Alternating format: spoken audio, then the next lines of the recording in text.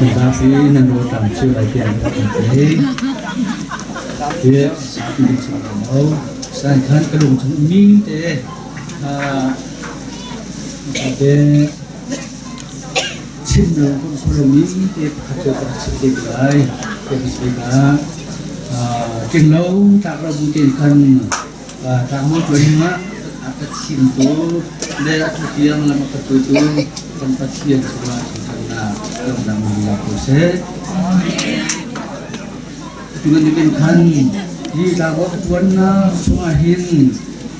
cinta na talau na re jun na suara katam di tunaikan tilsau di nakan itu pengertian ini pengertian yang ada dalam perpan koi tiba-tiba kan hi kema di puyahin kalau itu kan bisa kale mesinyole semuanya te sitale berada di na jun hakha tipul falang transeng jun sejong kupinkan kalau itu naza pitungah bolbani kecuali betul kunase jadi apa cun Abraham kan patian hen soalnya kan nama anjong lok tuju kejong lok hala ya tidak kan jadi dia kan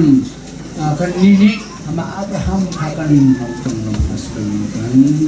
Arian tuan tu pokoknya Arian tiang pasien Arian tiang tuan tu pokoknya Abraham ini kan kacau sini Abraham kan kacau kondisi ini kita bercerita dulu Jun tu dia hin zai mat selalu putih kan pasien ni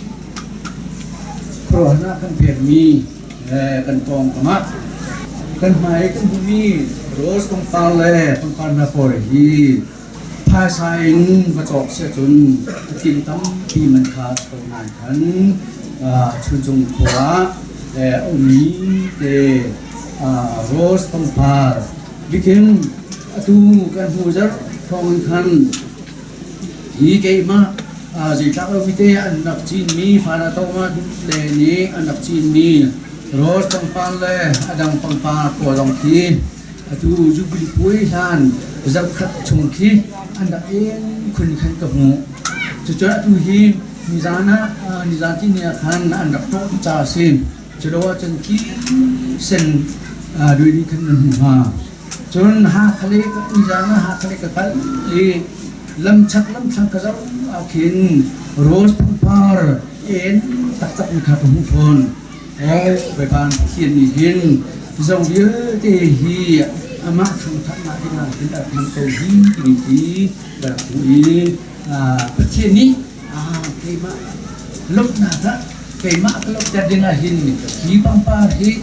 em ta tôi hay thế ít ha cái lúc chúng tên nhân ta khả sai cái nuông